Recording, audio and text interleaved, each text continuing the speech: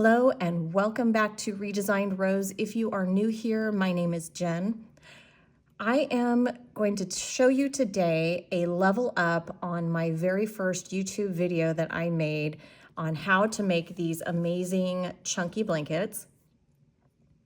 In that very first video, it has received so much positive feedback, and I'm so grateful to all of you. If you haven't seen it, I highly encourage you to watch it because it truly is the very beginner-friendly version. I've even had a few people say I've gone too slow, and I get it, but going too slow sometimes for ultra beginners is absolutely the way to go. This video is going to be a little bit quicker, but I am going to level up from that, and I'm going to show you some color changes. I'm also going to show you a couple of different stitches that you can do, and I'm also going to show you a new way to join the yarn that I've learned since posting that video. Normally I use a lighter. For the life of me, I can't find one, so today I'm going to use some matches. Bear with me. But I wanted to just give you guys some more options because they really are endless with these types of blankets. And I have to say, the popularity of these blankets is not going away anytime soon. People absolutely love and adore them. I do as well, and that love is not fading. This doesn't seem to be a quick trend, just a little fad. It's something that seems to be sticking around. So I hope you stay with me. We're gonna have a little bit of fun. We're gonna go through some options and let's get started. So because we are just in time for Valentine's Day, I'm actually going to make this a little fun for Valentine's Day as well. And we'll start with some pink yarn, why not? For those of you who are not familiar with the first video that I did, and you're not familiar with this yarn, this is the stuff that clouds are made of, my friends. It is, you can get lost in this. This almost feels like a pillow. This is made by Yarnspirations. There was a period of time where they stopped making it, but it is back in full force because, as I said, these blankets, the popularity is not going anywhere. You can purchase this from yarnspirations.com, or I like to get it from Michael's because if you do purchase in a 12 pack of the same color, you're going to get a significant discount on one of these balls or skeins of yarn is what those are called. So there are a few places that do sell. There is Hobby Lobby that sells the Yarn Bee Eternal Bliss. I do love that yarn as well. Comes in a variety of colors as well. You don't get as many yards in one skein with the Yarn Bee, but it is less expensive. So if you're making a smaller blanket, it is probably the way to go. I've also, believe it or not, found on Walmart, Mainstays makes a chunky chenille yarn. I have used it. It is very inexpensive. The only difference with that is the yarn is not quite as dense. It is a little bit looser in the fibers, but it is still gorgeous. It's ultra soft, and it's also an inexpensive way to go. So a couple of options for the yarn, tons of color choices, tons of options on how to put them together, making stripes, making different stitches, making what we're gonna do today, we're actually gonna put some hearts in this blanket, and I'll show you how to do that as well. So we'll go ahead and get started with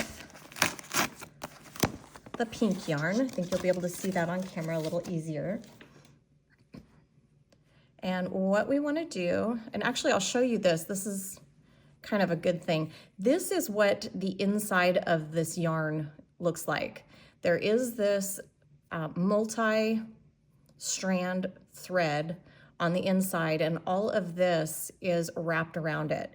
So for my other video, I was showing you how to join yarn, and you could simply tie a knot, and what you're doing is tying the knot all the way down to the center of this string. I hope that makes sense.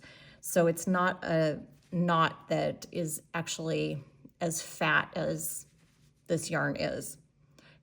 So it does hold.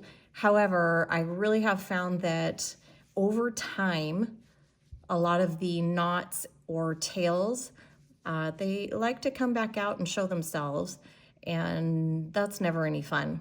So the way I'm going to show you how to join the yarn today with the matches is going to be much better and last over time a lot better. So anyway, that is just the inside of the yarn there. Just wanted to show that to you real quick.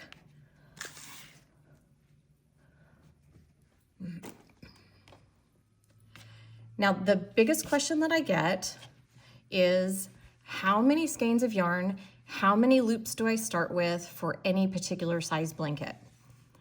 Really, there's not a math formula to this, you guys. It's a lot of trial and error. What I always like to do is if I'm gonna make a throw blanket, or if I'm gonna make a blanket to go over a bed or over a particular couch, I'm gonna start my chain and I'm gonna lay that across whatever it is this blanket is gonna go on. Or even just across my lap even. And I wanna see if it drapes down the size that I like. If it's a little too small, I'm gonna add some more chains. If it's a little too big, I'm gonna take out some chains. Now bear with me, I'll show you what those chains are in just a minute. But that's really how you're gonna customize the width. To customize the height, you're just going to continue up as many rows as you want your blanket long. And again, continue to lay it on. For example, when I am crocheting a beanie hat, I will continuously, my girls get so excited because I'll constantly tell them, come here, I need your head. And I'm constantly measuring my bands around their head when I'm working one from the band up and making sure that it fits as I go. You can do the same thing with these blankets, but I also don't want you to overthink it because it's a blanket. So unless it absolutely has to be a specific size, I wouldn't worry too much about it.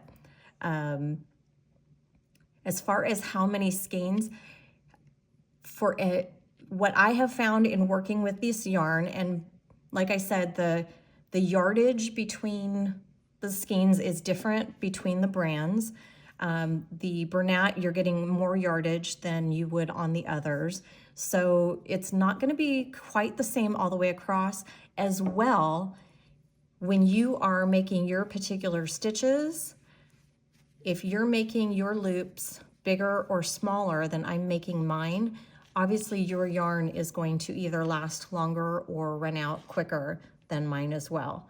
So there is a little bit of give and take. Now, I will say for a large size throw blanket, I will work about 7 skeins. For me, that is almost the perfect size. For anything bigger than that, a 10 skein blanket, you're gonna get a really big throw blanket. Nothing quite that would fit like a twin size bed. You're gonna have to go a little bit more. I did do a California King blanket. I'll show you that photo here. And if I remember correctly, this one went up to, I believe, 28 skeins. It was giant, you guys. My dad requested this, and when my dad requests something, I do it. So it was super beautiful, super warm, and he was able to throw it across his bed, and also he wanted it to be able to fold over the pillows at the top. Huge, huge blanket. Okay, so say you want to make a blanket and you're not exactly sure how many skeins you want to buy, I always say buy more than you think you'll need and return the rest. Here's why.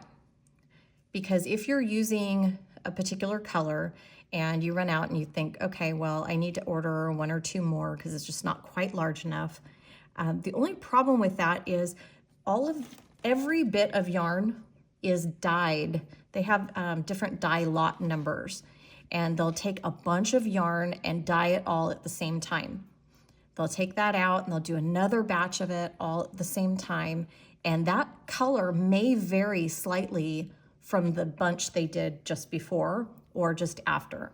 It just happens. I'll show you a sneak peek of this beautiful basket weave blanket that I just finished. I'm working on that tutorial for you guys next.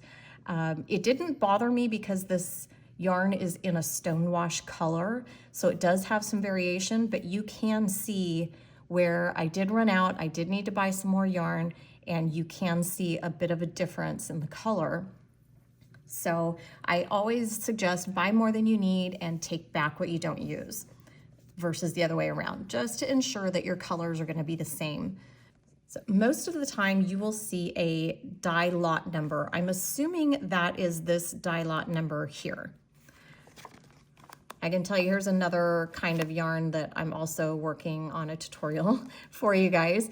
But this one, it shows you the color number, the color name, and the lot number. So you'll just want to make sure that all of your lot numbers are the same. You're just going to get a more consistent color with each of those. Here's another one. I love this yarn, and boy, I really do love this yarn. Another lot number. Okay, so just something to pay attention to. Okay, so we will go ahead and just kind of quickly review a slip knot. And this is the beginning of every chain. Your chain is going to be what you start your blanket with. That's going to be that very first row, and we're going to build on top of that. So again, your chain is going to be how wide. So we want to make our chain just as wide as we want our blanket. And then each row is going to be the length of the blanket. Now, of course, because I'm on camera, I can't do a full size throw for you. So I'll do a swatch again, but you're going to choose the number of chains. I will say that my large throw I always start with is either 35 chains or 45 chains, just depending on exactly how big you want yours. So what we'll do is we'll start with our tail, and I'm going to wrap the yarn around my hand. I figure this is always the easiest way to show the slip knot. And then I'm going to cross this over. So my hand here, I'm going to reach under and grab that tail, take my hand out, and then I'll take these two, and I'm just going to pull this tight. And so I've made this big loop with this knot, but these knots are awesome because you can take this tail and you can pull it smaller, or you can take your loop and pull it larger. That's how you get the word slip knot, because you can slip this through the knot. Now, for the foundation chain, in order to prevent your blanket from doing this, a lot of times, one thing that I learned, I was making my foundation chain too tight. And then as I was building up, my stitches got bigger and bigger, and my blanket started doing this. And we don't want that. We want our blanket to have a nice, clean edge and not look like somebody took drawstrings and pulled it tight on one side. So we're gonna make our foundation chains just a little bit bigger than the rest of our loops. So I would say, about 2 to 3 inches. And all you're gonna do is take your finger and your thumb here, put them through the loop, and you're gonna grab this, what we call the working yarn, and pull through. Now I'm holding on to this slip knot, and I'll just continue, put my finger and my thumb through, and I'm just going to continue. Move my hand up to the next stitch to hang on to it. And this is another way to get consistency in your size, is if you hold on here while you pull your chains through. Now, another tip is I do like to have lots of yarn nice and loose right here, because then I'm not pulling on the tension from the ball of yarn, and that will also help create a consistency in the size of your chains. So just another little tip. So again, I'm just kind of holding on back here, pulling up through each and every one of these loops or chains. All the loops on the very first row are your chains. All right, and I think that should give us a good start. Okay, so we have 1, 2, 3, 4, 5, 6, 7, 8, 9, 10 chains with our little working loop here. So one of the things that I do always teach when I'm working almost any of my blankets, unless I'm adding a border, I do like to always work on the back of my chain. And if you see each one of these kind of V-shaped stitches, in the middle there is this back bump right in here. I like to go ahead and put my second row or first row from after the chain into these back bumps. A lot of other tutorials will have you put your first stitches into these top loops, and then this becomes your blanket. And then what happens, the bottom of your blanket, and then what happens is these tend to stretch over time, and it just starts hanging down and looks kind of funny after a while. But if you work it into the back bumps here, then this becomes the bottom of your blanket. And this is also what the sides and the top are gonna look like, so it's all consistent. And you'll see more of what I mean as we get there. With these blankets, you get to leave them right here in place, and you're gonna keep working in this kind of a pattern, back and forth, all the way up your rows. So to start our next row, again, I like to kind of bring my yarn over to the side in the direction that I'm going. What I'm gonna do is, and I know this confused a lot of you on my last tutorial, this loop, we're gonna leave that alone for right now, but our next row, we're going to pick this up, and this is gonna become the side of our blanket. So we don't leave this out there for good. We're just leaving it out while we work this row and then come back. And you'll see how that works in just a second. So all we're gonna do, and this is only this very first row where you kind of have to work into these bumps.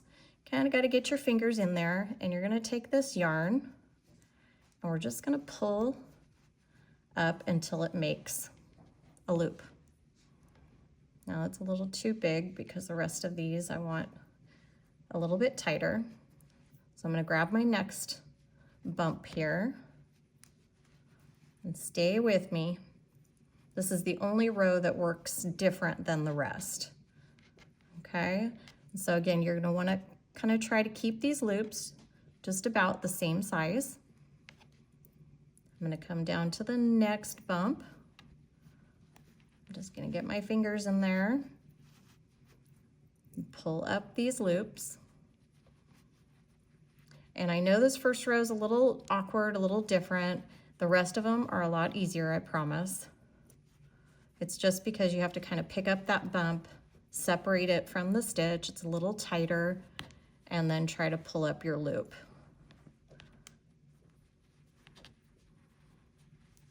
And so I'm just gonna go all the way down this row here.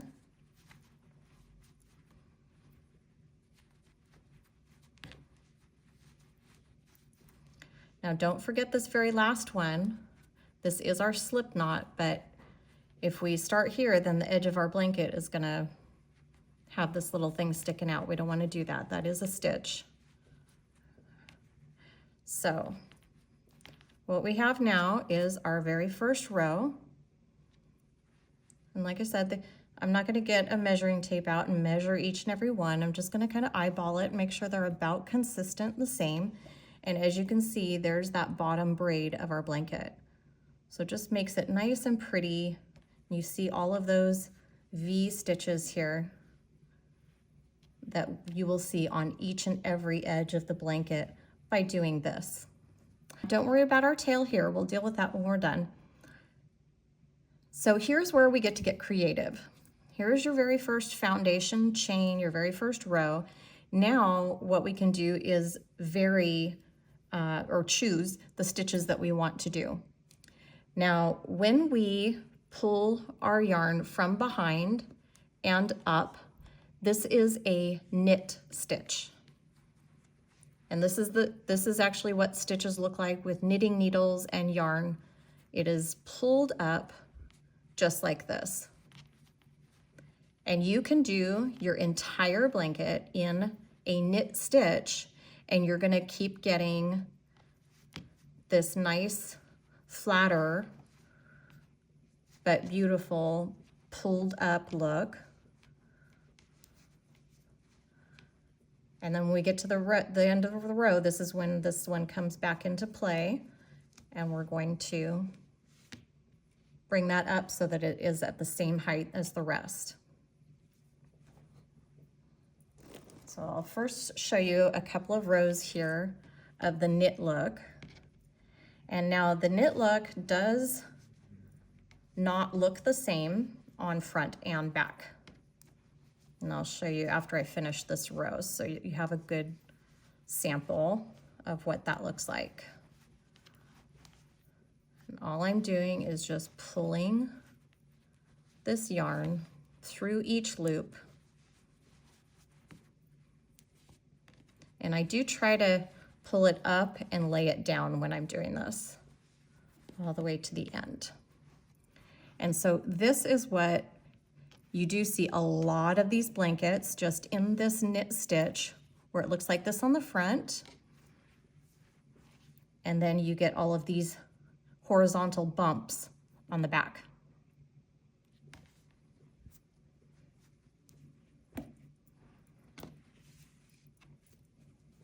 Now this next row I'm going to show you is a purl stitch. Now again, we leave this one out. I'm gonna go to this next one, and now instead of coming from behind and pulling, what I'm gonna do is lay the yarn on top and I'm gonna push it through. So you're gonna get that horizontal bar on the front. And again, you can do your entire blanket in this purl stitch.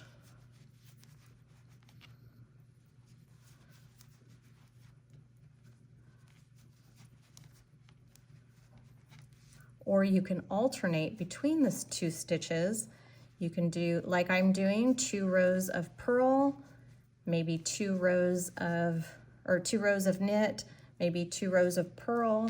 So here I'm on the end, I'm gonna grab that one, pull it up. So again, it's, as you can see, it's creating that edge band just like the bottom.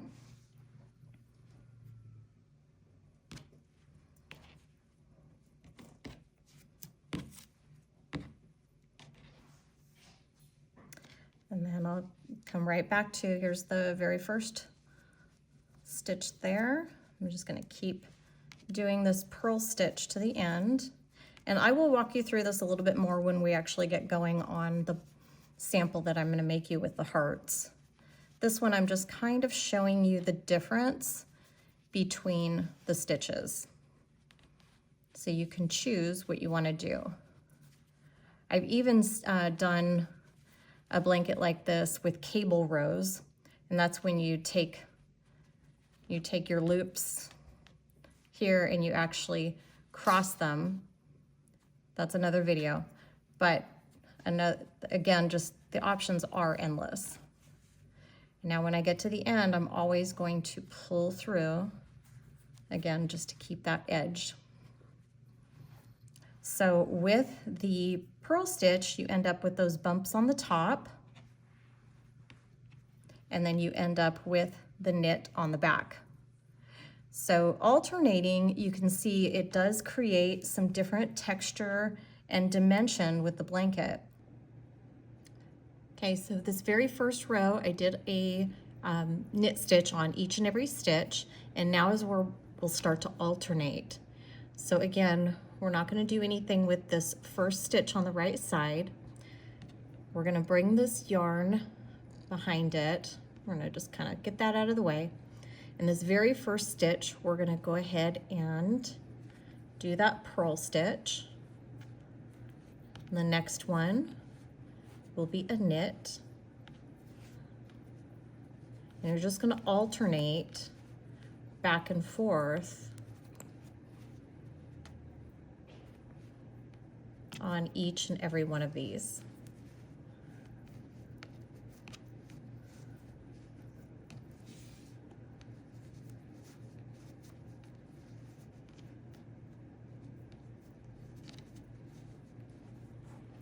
And then when we get to the end, it's always going to be a knit stitch, kind of sideways, if you will. And just pull that up, and it's going to go in line with the rest. And then you're going to continue down the next row. And what we're going to do is the opposite of what we did here. So this one was a knit stitch. So I'm going to, again, leave this one out just until we get to the next row and come back. So we'll go ahead and purl. This one was a purl, so we'll knit, purl, and knit. Just the opposite of the row below. And I'm just moving my yarn forward and backwards. So this one is going to come behind. This one will come in front.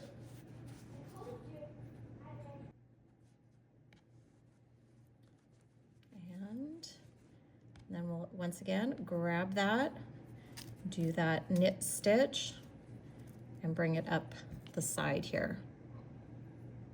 And same thing, this is where we would just keep going each and every row.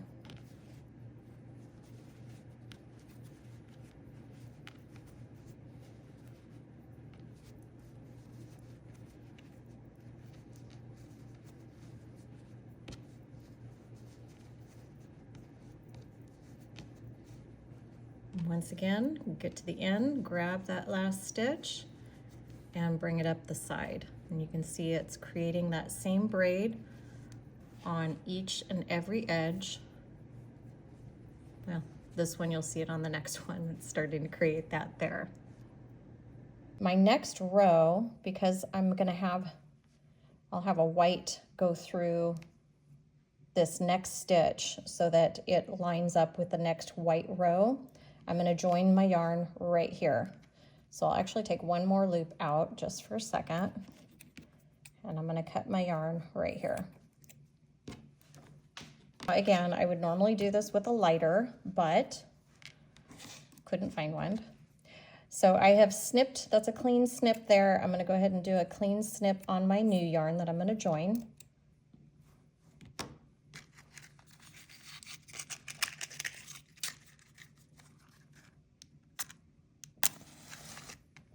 All right, and so what I'm going to do is go ahead and, yes, I'm going to light my yarn on fire. I'm going to take this and I'm going to press onto that flame nice and tight. And what that's doing is it's actually melting the yarn together. And look at that, you guys. Isn't that the best? Such a clean join, no knot, no tying, no tails. Don't be afraid to practice that a few times. All right, so I'm going to go ahead and put this back in here. And now we can start a new row with the white. And so by doing it this way, this loop now is going to line up with the rest of the row.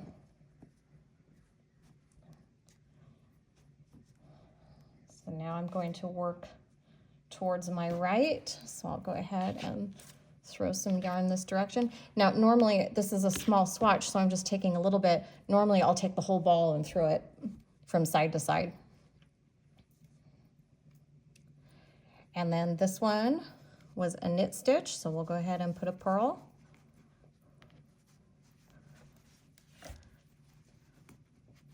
And this is how you can do a color change. With any color, you can do as many rows of each color as you want. Create your own striped patterns.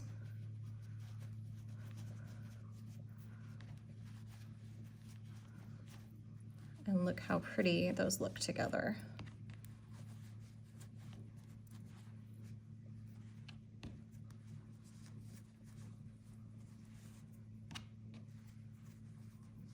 And here we go. And go ahead and work up another row.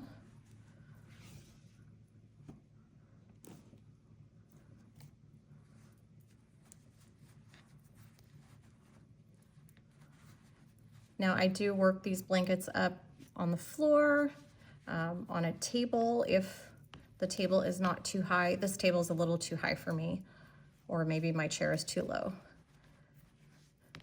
Either way, this one is a little bit harder for me.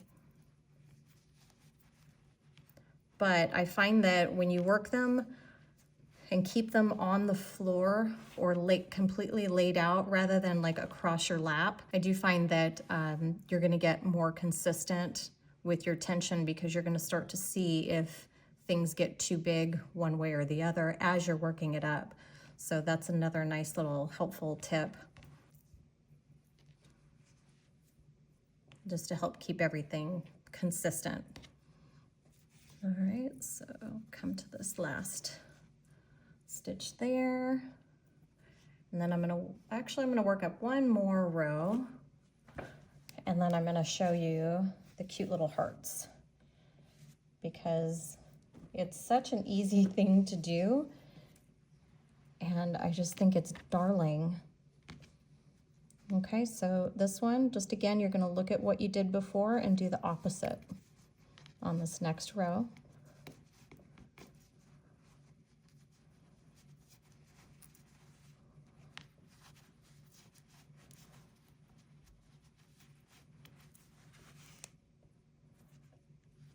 Okay, so there is a quick little sample. All right, so let's do some super cute hearts. Went ahead and pulled all of this back because when you do the hearts, you can't do it on a seed stitch. It's not going to, the stitches won't look like hearts. You can only do it when you're doing a full knit stitch, either a full knit stitch blanket, or you can do like this, where you do a couple of rows in the seed stitch, a couple of rows in the just knit stitch, and you can alternate it that way. The sky is the limit, really. But just know that if you do want to do these hearts, it does need to be on these knit stitches only. And I'll show you why in just a minute. So with my stitches, first thing I'm going to think about is, where do I want to place my hearts? So what I'm going to end up doing is, my edges are obviously not going to have them. I think I'll leave these white, do hearts here, white, hearts here, and white. So I'll end up with 1, 2, 3, 4 hearts in the row, and they'll be evenly spaced. Now, I wouldn't recommend doing this on every row of the blanket. It is a little time consuming, but completely worth it. But I also think it looks cute when just random rows throughout the blanket have these hearts, and you'll see what I mean in just a second. So for this, again, I'm gonna leave this here. I'll go ahead and do this first stitch here just to kind of measure. And then what I'm gonna wanna do is make this next stitch here pink. So what I'm gonna do is cut my yarn right here. And then I'll take this out just to give me something to hang on to while I join some pink. And so I just want to have these ready, simply because once we do light it on fire, we do need to join those really quickly. So I don't want to have this laying over here and have to grab it. I do want to join them really quick. So I'm going to go ahead and light that yarn on fire, take our pink, and put that fire out. And just push those tightly. There we go. And if there is any yarn sticking out or anything, just take your scissors and trim. It happens. And then that just looks like such a nice, clean join. You'll have lots of little fuzzies when you're done with this, and that's okay. Let's get out the vacuum. All right, so we'll put this white stitch back in. Then this next one, we'll put in the pink. And again, that's just to measure. Go ahead and cut that.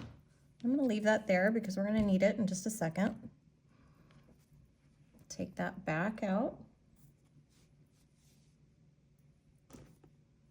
And actually, this white that I cut off, let's use that so we don't waste it.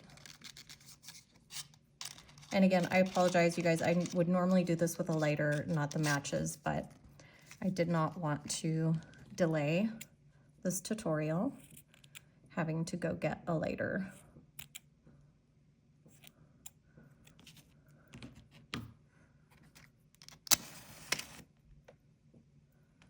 All right, so go ahead and light our pink. And sometimes that fire does take care of some of those little ends, as you saw. So there we go. We'll put our pink stitch back in. This next one should be perfect. Just about. We'll trim a little bit off, and also just to have that clean edge. Now, you don't have to take the stitch out every time. If you want, as you get a little more comfortable with it, you can just leave it there and join your ends.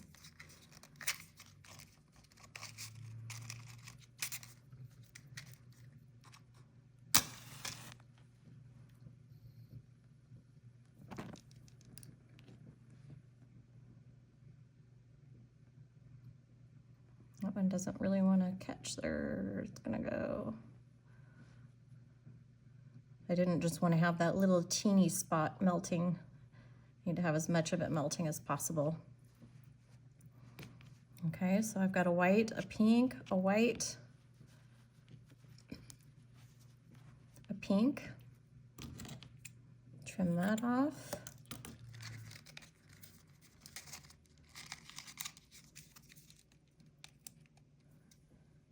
And I'll bring my white over, ready to go.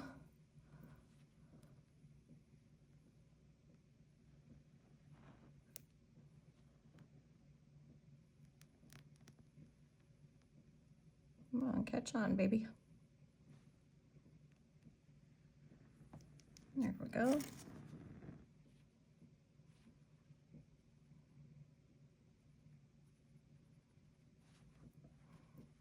There's our pink.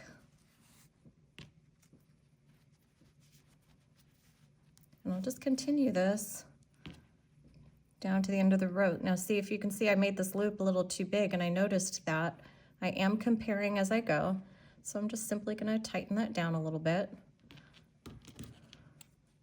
Those are just a couple of things that you become aware of while you're working up your blankets and getting more practice.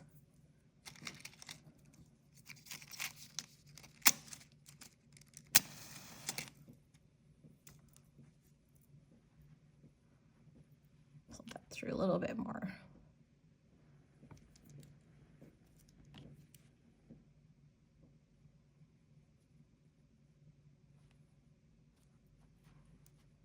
I just love how simple this is to join. I have to admit, the first couple of times I tried joining these by lighting them, I was not a fan because I wasn't doing it right. I was letting, I'll kind of show you here. What I was doing is lighting this and letting, blowing it out first and then joining. But what you actually want to do is to extinguish this fire by using the joining yarn. That really is the secret. I was thinking just by lighting it, making it hot and melting, it would join, and parts of it did, but it just wasn't as strong of a join as doing it this way.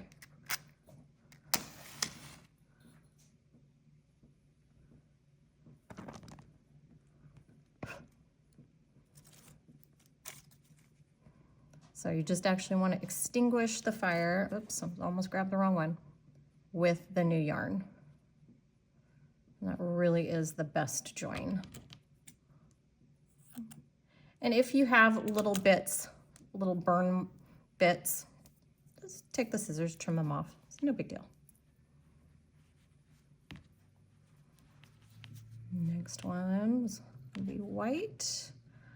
And we'll add on our last pink one of the row.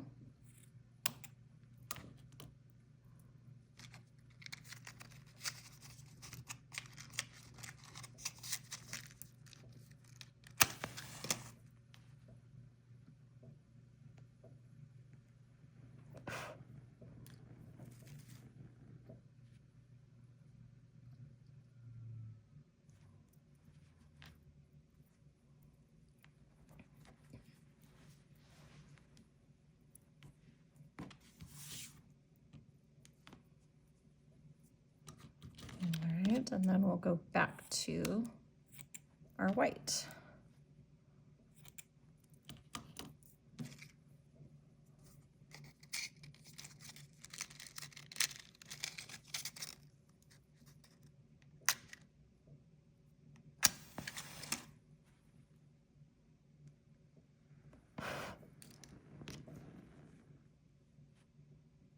That one really wanted to light on fire, didn't it? Okay, and as you can see, I see a couple of black pieces.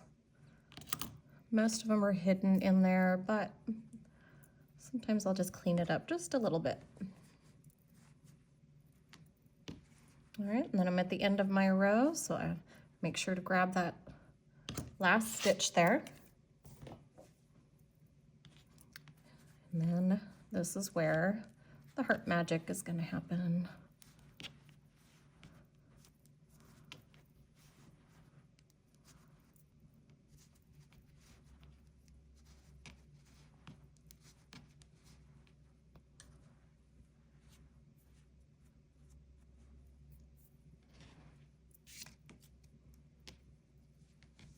And we're at the end.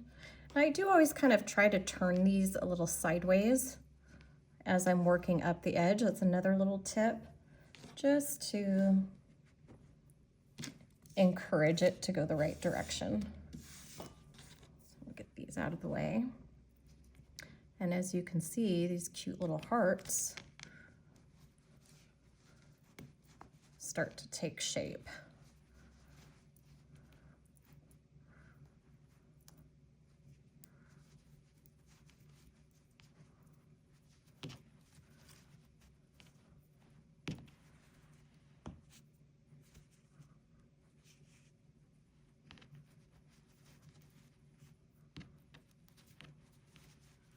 And as you can see, just not having them every single row, maybe do a couple of rows, more rows of white, and then another row of hearts. I just think this is so adorable, so clever.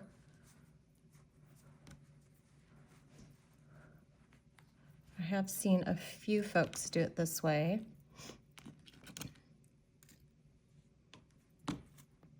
And so once again, I like to kind of get that onto its side and just encourage it when I pull that through to kind of keep going up. But that is how you can do these cute little hearts.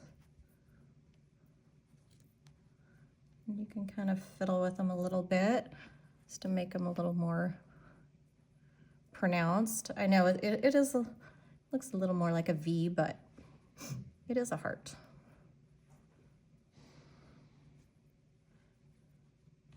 And now, as you can see, that this is why this heart pattern only works on the knit stitch. It's because you do have to kind of create that V stitch, or what we like to call a little heart, just in time for Valentine's Day. All right, I'm gonna go ahead and close off the top so I can show you, but I hope that this at least inspires you a little bit to get creative with these blankets, and work different stitches, work different patterns, work different colors. And no matter what you do, always put some love in there. All right, so to close off, this is the only different row that you'll do. What you'll do is you'll grab your first stitch on the side, and I do like closing from right to left. It's easier for me than left to right, just another little tip. So when you get ready to close, if you're ending on your right side, it'll be a little easier. So you're gonna grab your first loop and your second loop, put them on your fingers, and you're gonna take your yarn and pull through both of those. Now these loops, just like the foundation chain, do need to be a little bit bigger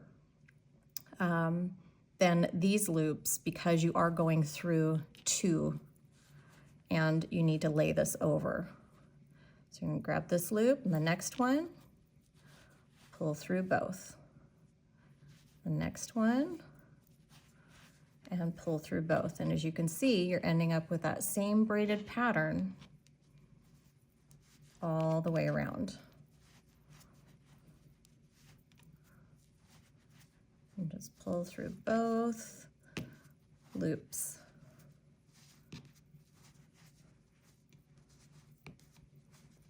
And then when you get to the end, same thing, you're gonna go through both of those.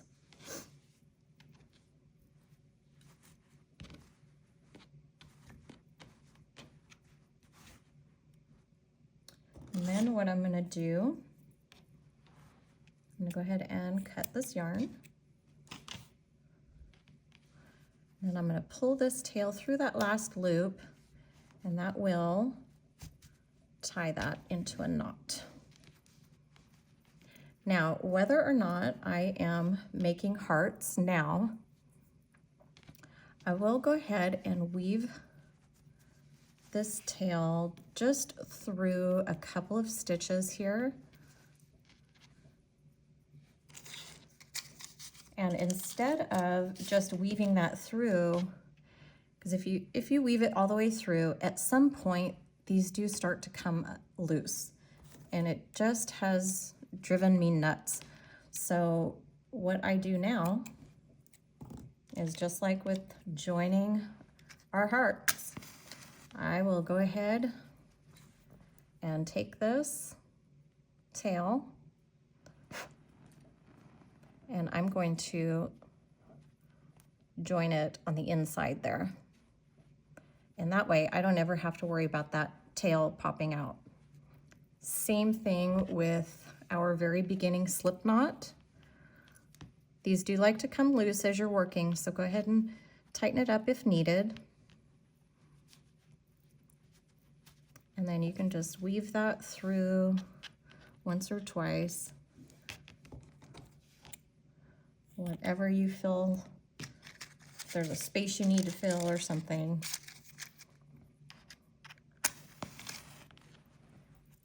And same thing.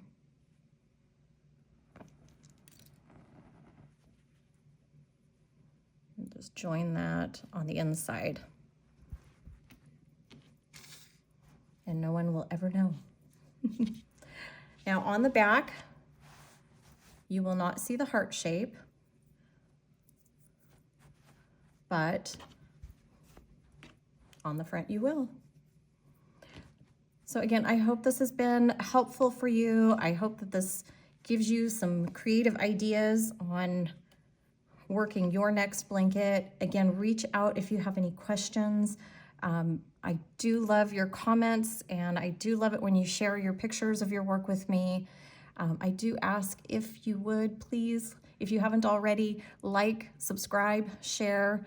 It does help my little channel grow, where I can bring you more tips and tricks like these.